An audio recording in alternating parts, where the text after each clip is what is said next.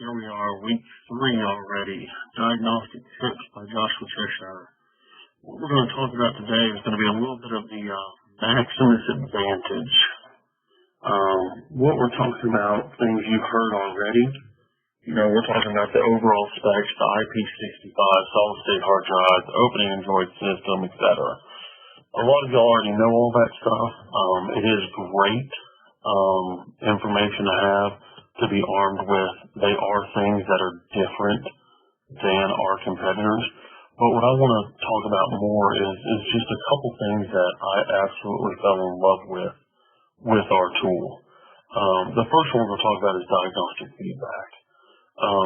So this is something that is not widely known. I talk about it with everybody I'm with because it is probably hands down my favorite feature of our tool. So what diagnostic feedback is it's a way for our customers to relay information back to our engineers with problems that they're experiencing, or more information, more tests, more data, things that they're needing for their vehicles as well that we can go out and get for them. It's real simple on the tool.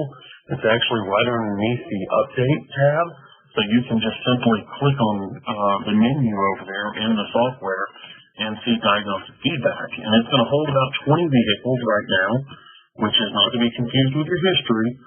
But these are vehicles, when you check it, it grabs all of the information that our engineers need to write code to process the information the customer is desiring to have. You look at, maybe wanting a different data period or, maybe a different functional test to be able to test a sensor that maybe we don't have in the tool, or maybe something that's malfunctioning in our software that we were unaware of.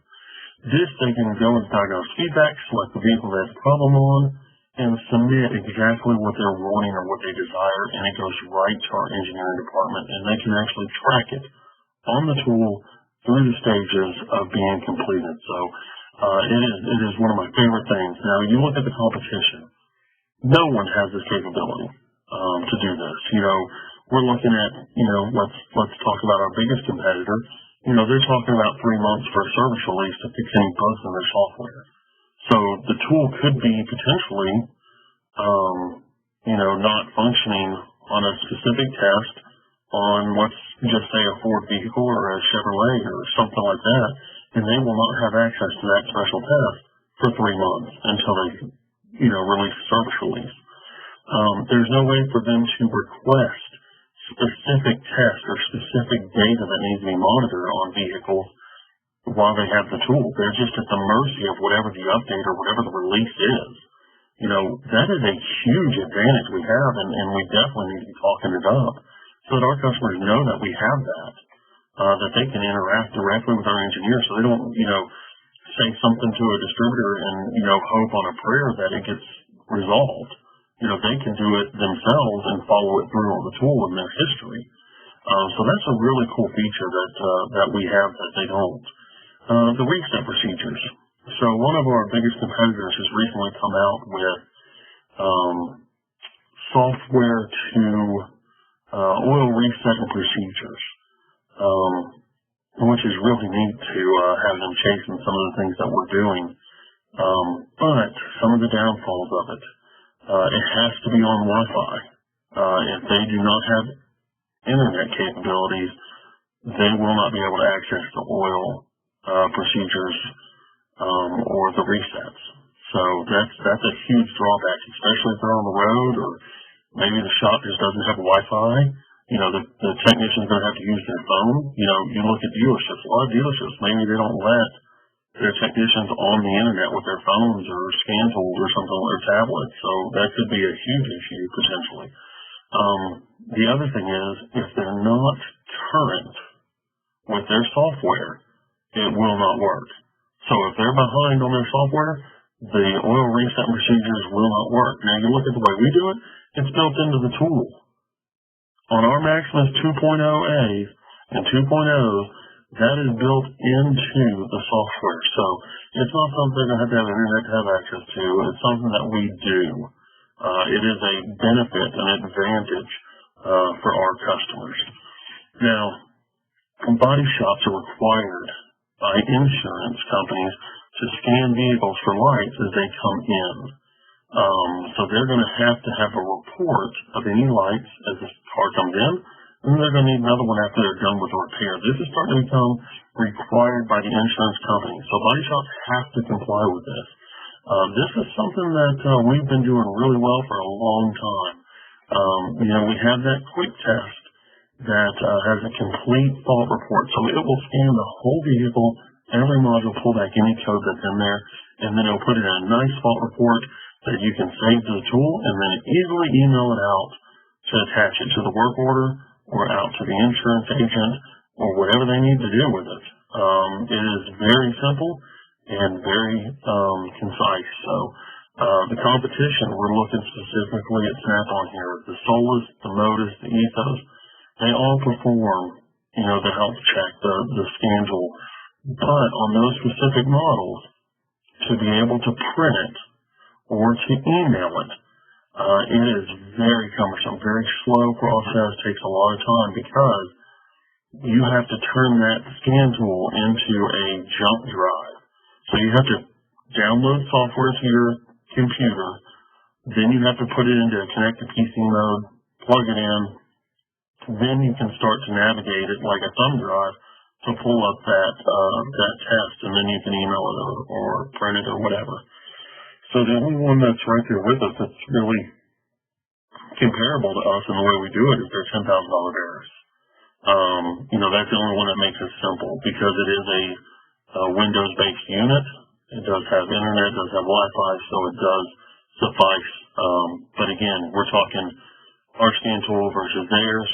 They have to go up to a $10,000 scan tool to do that. So body shop is a great avenue for us to start hitting with this quick test. And you need to be talking about it. You need to let the managers know how easy it is for us to scan it, get that information, and put it to a report.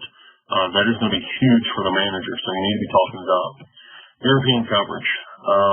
No one's really close with the capabilities that we have on European vehicles.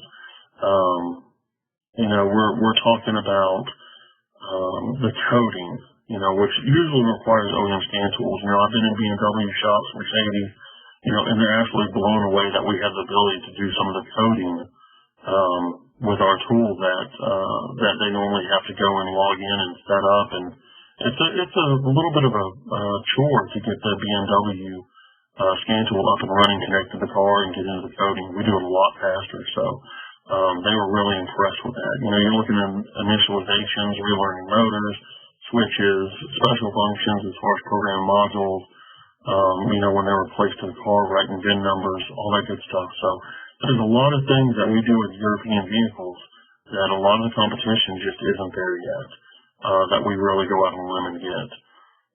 So really just right now, just 2017, we're here. It's right around the corner. How do you see your diagnostic business for 2017?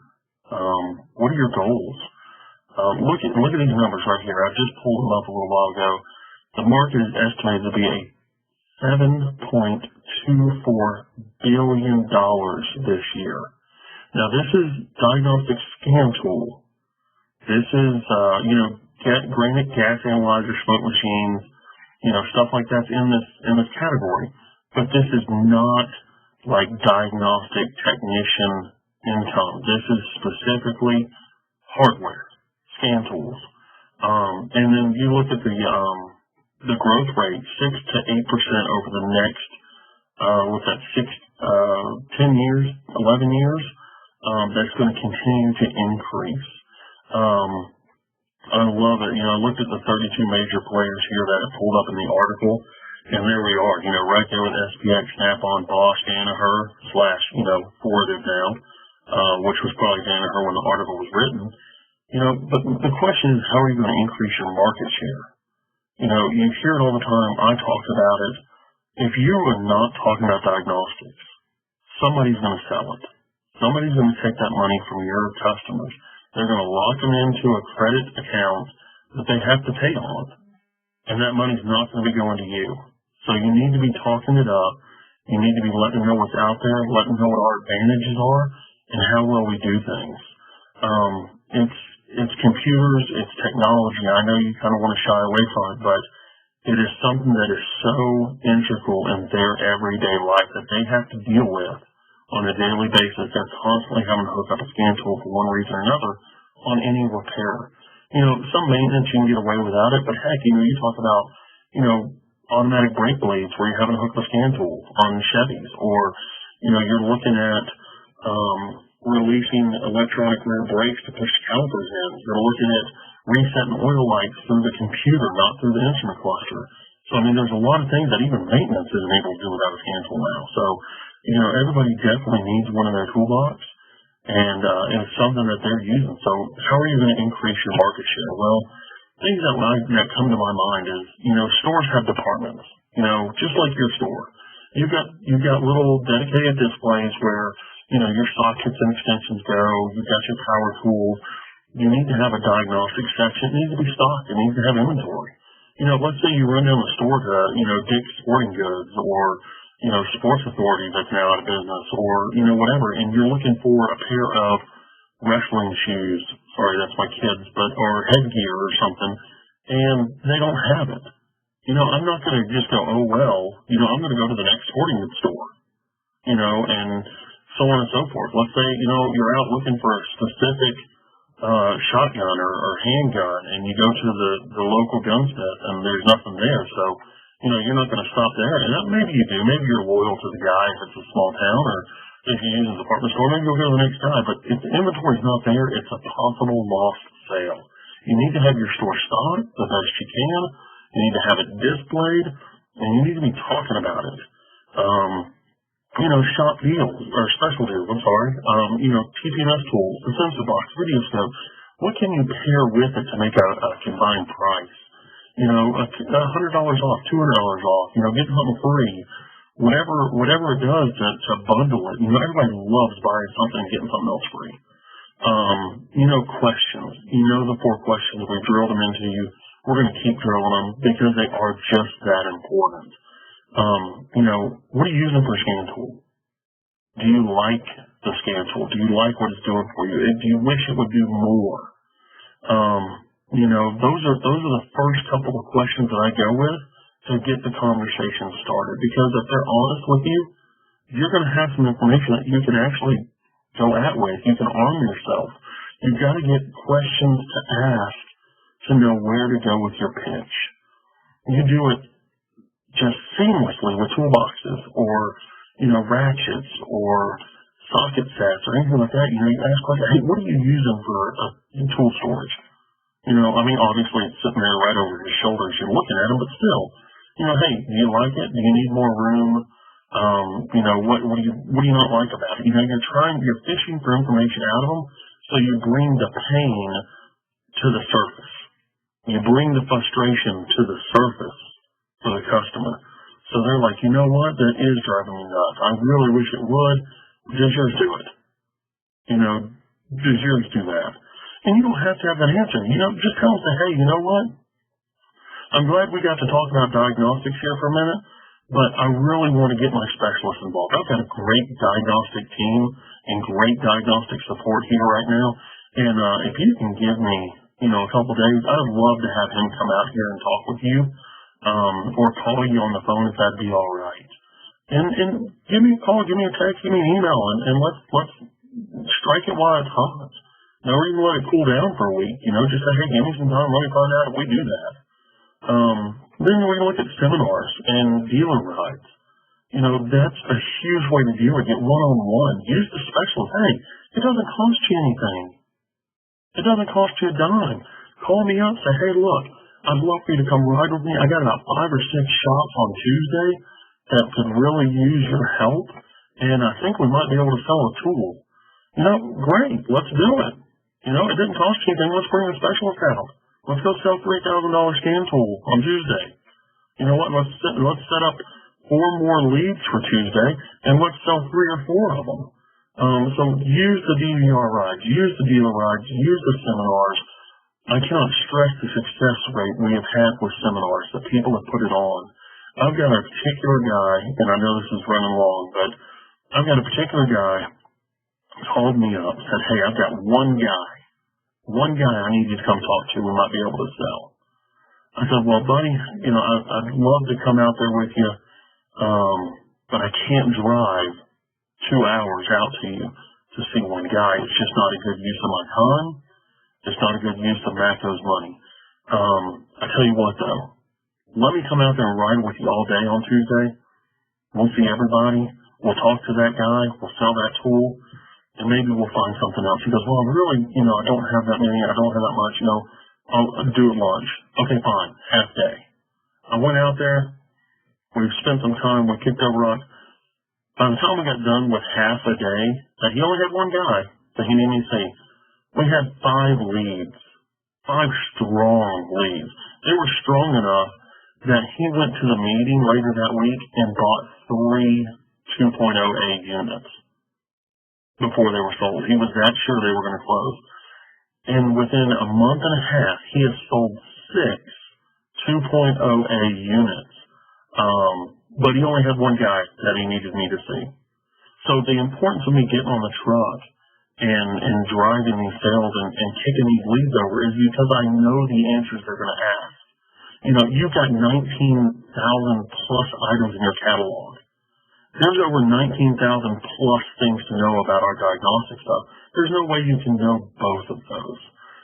You can be very educated. You can have a great background in automotive. That's fine. But sometimes there's going to be something that arises that they want to know the specialist is there to support is more than anything else. So use the rides, use the seminars. I really appreciate y'all's time this week. I know it was a little bit longer than normal, but I hope you got something out of it. I hope you're learning here, and I hope these are worth it for you. Again, make sure we're passing this out to your other fellow distributors. Let them know about these videos. We need to get the subscriber numbers up so we can start doing some end-user videos as well with a better URL, but we've got to have 100 subscribers. So keep these going, and look for y'all next week. Have a great week. Go Matco Tools.